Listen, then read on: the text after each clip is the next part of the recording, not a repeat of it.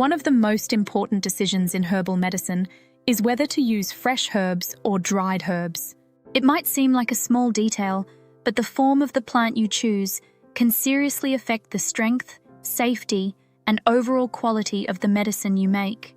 And while both fresh and dried herbs have their place, understanding the differences, and when one is better than the other, is part of what separates a casual home remedy maker from a skilled herbalist. Fresh herbs are still full of water, volatile oils, enzymes, and living plant energy. When you walk into a garden after a rain and brush your hands through a stand of peppermint, that strong, sharp smell you get is the volatile oils being released. That potency is part of why fresh herbs can be so powerful, especially for remedies meant to be used right away. Fresh herbs shine in preparations like poultices, compresses, short-steeped teas, and fresh tinctures where you want the plant's most delicate, immediate properties preserved. But the same water that makes fresh herbs so alive also makes them risky when it comes to long-term remedies. Water breeds bacteria, mold, and fermentation. If you try to make an oil infusion with fresh St. John's wort or lavender without special handling, you'll almost certainly find yourself dealing with a jar full of mold in a few days. Even fresh plant tinctures have to be made carefully, adjusting the alcohol percentage higher to account for the extra moisture. Otherwise, you risk spoilage, loss of potency, or even dangerous contamination. That's where dried herbs come in. Drying removes the bulk of the water from the plant, concentrating its active compounds and making it safe for longer storage. When properly dried, meaning low heat, good airflow, and protection from direct sunlight, many herbs become far more potent by weight than their fresh counterparts. A dried ounce of calendula, for example, is packed with far more concentrated resins and flavonoids than a fresh ounce, simply because the water has been removed. This makes dried herbs the best choice for tinctures, infused oils, salves, vinegars, and medicinal teas that need a strong, stable extraction. That said, not all herbs dry equally well.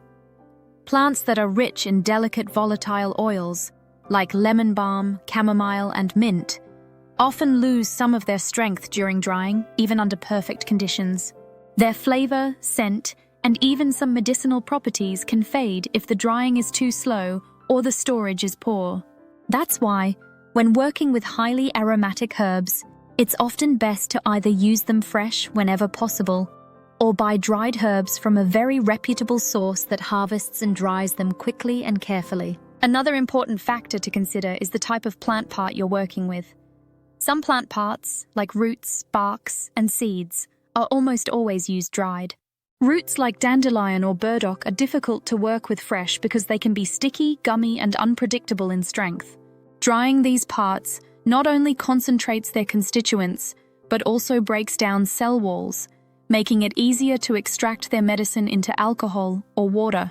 Trying to tincture fresh roots without adjusting for water content can lead to improperly preserved remedies that are at risk of fermenting or spoiling.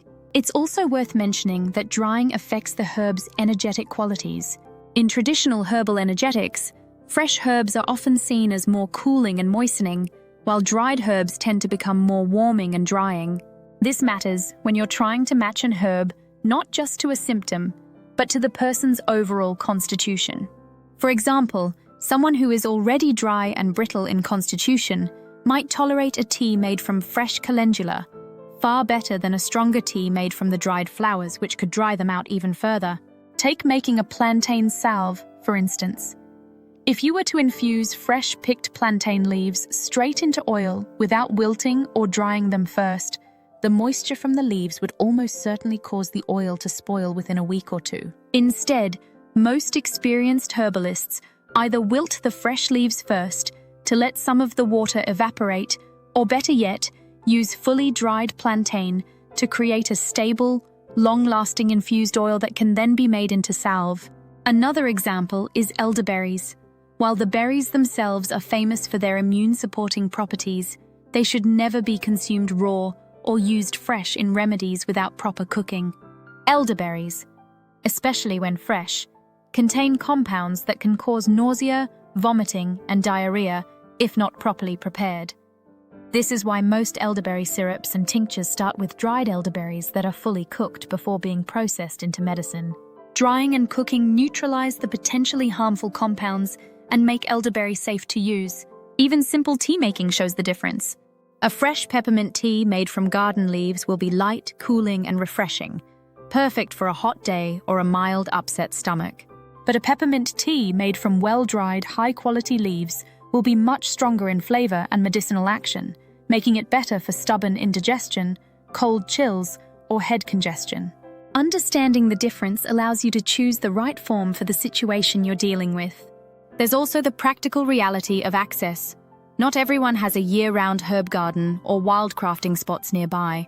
Dried herbs, when sourced from trustworthy suppliers and stored correctly, allow you to practice herbal medicine consistently, even when the plants aren't in season.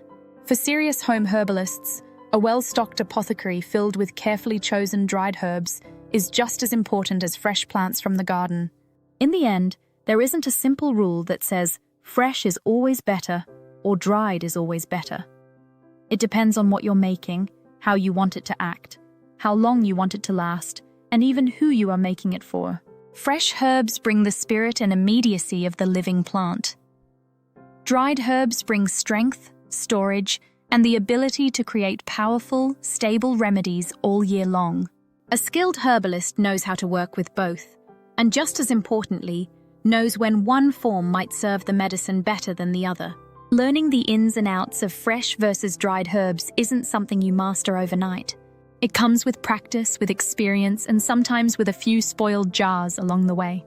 But once you start to understand the patterns, the way water content affects preservation, how energetics shift, how potency changes, it becomes second nature. And it's one of the real keys to making herbal medicine that's not just good, but truly great.